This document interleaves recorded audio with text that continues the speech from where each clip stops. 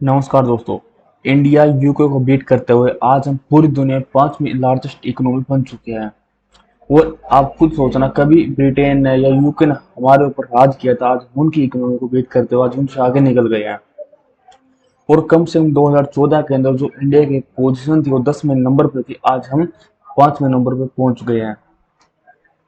और जो ये अभी जीडीपी निकल के आई है, जो कि Indian economy nominal cash term में है, कौन से नॉमिनल कैश टर्म में है, जो कि कितनी 854.7 बिलियन डॉलर, और जबकि यूके कितनी 816 बिलियन डॉलर। और यह ब्लूमबर्ग की जो रिपोर्ट है, उन्होंने किस हिसाब से निकाली, आईएमएफ का जो डाटा उठाया उसके हिसाब से उन्होंने जो रिपोर्ट है वो पब्लिश किया है। और यहाँ पे आप खुद देखना कि एक समय में जो यूके है कहाँ पे स्टैंड करता था, और जो इंडिया की इकोनॉमी कहाँ पे थी। बट जब 2008 के अंदर जो फाइनेंशियल क्राइसिस आया था, उसके बाद यूके धड़ाम से नीचे गिरा और ये उठ नहीं पाया। बट 2019 के अंदर जब कोरोना पैंडेमिक आया, तो उसके बाद फिर नीचे गया। और ये कोरोना पैंडेमिक 2019 के अंदर एक समय ऐसा आता कि हमने उस समय यूके को बीट करके 5वीं पोजीशन हासिल की थी। बट आगे चल के 2020 के या 2021 के स्टार्टिंग में क्या है, यूके ने दोबारा फिर जंप लगाया और ये 5वीं पोजीशन उसने हासिल की। फिर हम छठे पोजीशन के ऊपर चले गए थे। बट अभी हमने 2021 के लास्ट एंड में हमने क्या दोबारा फिर ग्रोथ करी, और आज हम 5वीं पोजीशन के ऊपर पहुंच गए हैं, और हम यूके छठे पोजीशन पे आ गए हैं। और इसमें जब हम नॉमिनल कैश टर्म में हम कहाँ पे थे, 5वीं पोजीशन पे। अगर हम जीडीपी इन पीपी के टर्म में बात करें, हम कहाँ पे, थर्ड पोजीशन पे। अब आपके दिमाग में आएगा नॉमिनल पीपी के टर्म में क्या क्या चीज है। देखो इसके अंदर ये है, पहले हम जीडीपी की बात करें, फुल फॉर्म कितनी है, क्या है इसकी, क्रॉस डोमेस्टिक प्रोडक्ट। अब होता क्या है, सिंपल सी बात, हमें उत्पाद और सेवा को अगर मिला दिया जाए, फिर उसके बाद जो मार्केट वैल्यू है उससे कंपेयर किया जाए, वो होती है जीडीपी। अब एग्जाम्पल के तौर पर बात करें, अब जैसे इंडिया के अंदर बहुत सारी चीज मैन्युफैक्चर होती है, जैसे कि का पेन, कॉपी, मेज, कुर्सी, बहुत सारी चीजें बनती है। अब बाई चांस एग्जाम्पल के तौर पर समझने का प्रयास करते हैं, इंडिया के अंदर एक चीज मैन्युफैक्चर होती है, वो क्या है, बाई चांस मेज। अब एक मेज का प्राइस कितना, 500 रुपये। अगर इंडिया के अंदर कितनी मेज बनी, 10। अब 10 मेज बनाई मैंने, तो उसका 10 मेज का कितना प्राइस हुआ टोटल, 5,000, क्योंकि एक मेज का प्राइस 500 रुपये है। 10 मेज बनाई, 5,000। तो मेरी जीडीपी कितनी है, 5,000, वो है क्या, हमारी जीडीपी होगी। अब जो जीडीपी है डिपेंड किसके ऊपर करती है, एग्रीकल्चर, सर्विस और इंडस्ट्री। अब हम जो जीडीपी निकालते हैं डोमेस्टिक प्रोडक्ट की ही काउंट करते हैं। और नॉमिनल जीडीपी और जीडीपी इन पीपी, ये क्या होता क्या है, देखो। अब नॉमिनल जीडीपी की बात करें, देखो हर कंट्री के जीडीपी अपने अपने प्राइस के ऊपर निकाली। जैसे कि हम जो जीडीपी निकाली 5,000 अपने रुपए के अंदर निकाली। अब श्रीलंका ने अपने जीडीपी निकाली अपने करेंसी के अंदर निकाली। पाकिस्तान ने निकाली, पाकिस्तान की, चलो निकाल ली उसने भी, पाकिस्तान अपने करेंसी के अंदर निकाली। अब चाइना ने अपने करेंसी के अंदर निकाली, युआन के अंदर। अब अमेरिका ने अपने करेंसी के अंदर निकाली। अब बाई चांस कोई डाटा रिलीज होता है, आज पूरी दुनिया में किसका दबदबा है, डॉलर का।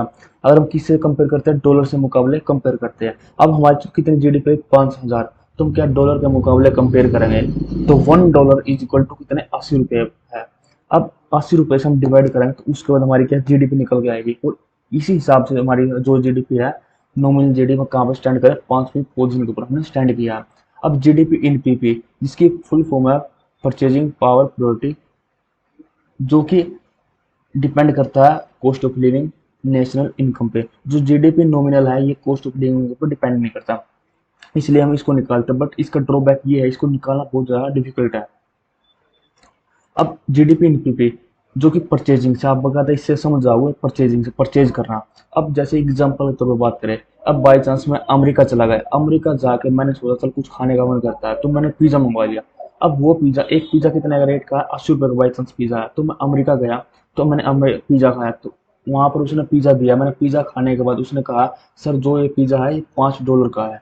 $5 का मैंने एक पिज्जा खाया। अगर इंडियन करेंसी के हिसाब से बात करें, तो $5 का खाया, तो $1 इज इक्वल टू 80 रुपये, तो क्या है, 400 रुपये का मैंने पिज्जा खाया। तो फिर मैं आया इंडिया के अंदर, इंडिया के अंदर मैंने वो पिज्जा खाया कितना, $5 में, 400 रुपये में कितना पिज्जा मिला मेरे को, 80 रुपये के हिसाब से 5 मेरे को पिज्जा मिल जाएंगे। तो मेरी परचेजिंग पावर इंडिया के अंदर ज़्यादा है, अमेरिका के अंदर कम है। तो इसलिए उस सेम करेंसी के अंदर, तो इसलिए क्या है, इंडिया के अंदर परचेजिंग पावर ज़्यादा, तो इसलिए हम क्या है, इंडिया थर्ड पोजीशन के ऊपर स्टैंड कर रहा है यहाँ पे। अब जो हमारी जीडीपी आई है, 5वीं पोजीशन के अंदर इंडिया पहुंच गया है, और यूके छठे पोजीशन पे पहुंच गया है। और एसबीआई के जो चीफ इकोनॉमिक एडवाइजर उन्होंने कहा कि हम 2027 में जर्मनी को बीट कर जाएंगे और 2029 के अंदर जापान को बीट कर जाएंगे। अब आप खुद देखना 2014 के अंदर जो इंडिया की रैंक थी 10th पोजीशन के ऊपर थी। अब आपके दिमाग में आया हुआ तो इंडिया ग्रोथ कर रहा है तो आगे चलकर जर्मनी भी ग्रोथ करेगा, जापान भी ग्रोथ करेगा, हाँ करेगा। बट जिस हालत में अभी कंडीशन है आप खुद देखना, जो यूके आया है आज हीट वेव से, जो हीट वेव के अंदर जो अभी फाइनेंशियल क्राइसिस हो रहा है, जैसे कि रशिया और यूक्रेन का जो युद्ध हो रहा है, तो बहुत सारी कंट्री के अंदर इसके इफेक्ट पड़ा। अब सबसे ज्यादा इफेक्ट जर्मनी के ऊपर पड़ा, क्योंकि पूरे वेस्टर्न कंट्री के अंदर सबसे ज्यादा रशिया के ऊपर डिपेंडेंट कौन है? जर्मनी। अब रशिया से गैस परचेज करता है, रशिया किसी भी टाइम इसको धमकी दे देता है मैं गैस सप्लाई नहीं करूंगा। तो आज जर्मनी की हालत कैसी है? तो अभी ये बात नहीं है जो जून 2019 के अंदर, सॉरी जून के अंदर जब कोरोना पैंडेमिक आया था उसके अंदर भी क्या हम 5th पोजीशन के ऊपर स्टैंड किए थे और यूके 3rd पोजीशन के ऊपर चला गया था। बट 2020 के अंदर यूके ने दोबारा फिर जंप लगाया था और यह दोबारा 5वीं पोजीशन के ऊपर आ गया था। और हमें जो अभी डाटा निकल के आया है कि हम पूरे साल में 7 से 7.5% की जो ग्रोथ करेंगे, क्योंकि हमारा जो अभी जो जीडीपी निकल गया है, जो हमारी ग्रोथ निकल गई है इस जून के क्वार्टर के अंदर। अब क्वार्टर की बात करें, वो वाले क्वार्टर की बात नहीं कर रहा हूँ मैं।